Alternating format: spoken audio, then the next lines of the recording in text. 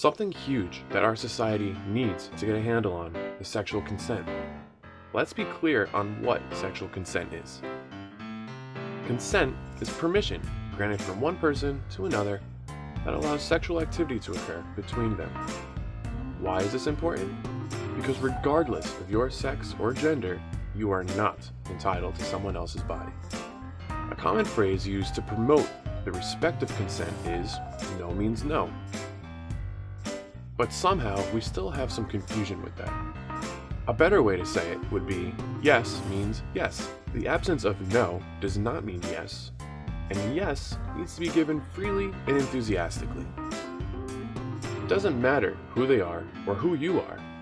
You are never entitled to someone else's body, whether it's your girlfriend, wife, boyfriend, husband, crush, stranger, etc. No one cares if you're a star swimmer, a billionaire, or someone who's just incredibly attractive. Consent is a two-way, clearly expressed street. And in all honesty, why would you want to have a one-sided sexual experience? It's also important to realize that getting consent at one point in the past, or talking about engaging in sexual relations with somebody at some point in time, doesn't mean you have everlasting consent. People can change their minds. They can even change their minds right in the middle of doing the deed, and it's your job as a human being to respect that. Blue balls won't end your life, or last very long, and it's never a reason to be pushy and make someone do something that they don't want to do. And if you found yourself in a situation where you are guilty of this, then it is time to grow a pair! Let's take this concept a step further. You are not entitled to hugs and kisses from your cute nieces and nephews at family gatherings.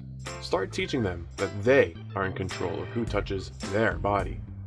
Consent doesn't always have to be about sex, but it always has to be about respect. Teaching that lesson early on is exactly what our society needs right now. So far, we discussed people expressing consent while they still have their sobriety, meaning they have a clear head that is not under the influence of drugs or alcohol. We know that people who are under the influences of these substances typically are unable to make clear decisions in regards to their well-being. Therefore, we can make the conclusion that consent requires sobriety. If you're about to make an argument that drunk people should live with the consequences of their bad decisions, then we're going to need you to take a big step back and grow a pair! If someone cannot make a clear, uninhibited decision about their body, then do not take advantage of them. It's actually really simple. Call them in the morning and meet up another time if they're still interested when sober and able to grant consent. Live without the one-night stand. You'll be okay. And you should feel better about yourself having respected another human being. Besides, don't you think it's pretty pathetic if you have to rely on sexually assaulting a drunk person in order to get some action? If you don't know how to respect that consent requires sobriety, then it is time to grow a pair! So, let's say you're attracted to someone. What makes you think that harassing them is the way to their heart? Don't whistle at them as they walk by. Don't follow them 20 blocks to their destination. Don't oogle at or touch their body. Don't state vulgar intentions or opinions about them. Don't message them repeatedly until you get an answer. Don't guilt trip them when they aren't interested in you. You're allowed to be attracted to people. You are not allowed to impose that attraction on anyone with the expectation that there needs to be reciprocation.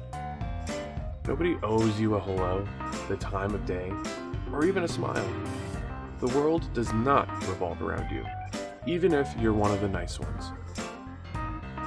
Changing our outlook towards others as humans instead of objects can go a long way. We are all well aware that society has done quite a number on sexualizing people and turning them into objects for consumption. It's time to start viewing people as, you guessed it, people. And you know what? People deserve respect. And part of that respect is their ability to give consent when they see fit. Once you start viewing others as people, it isn't that hard to treat them with the respect that they deserve. Once you've done that, then we can say that you've grown a pair.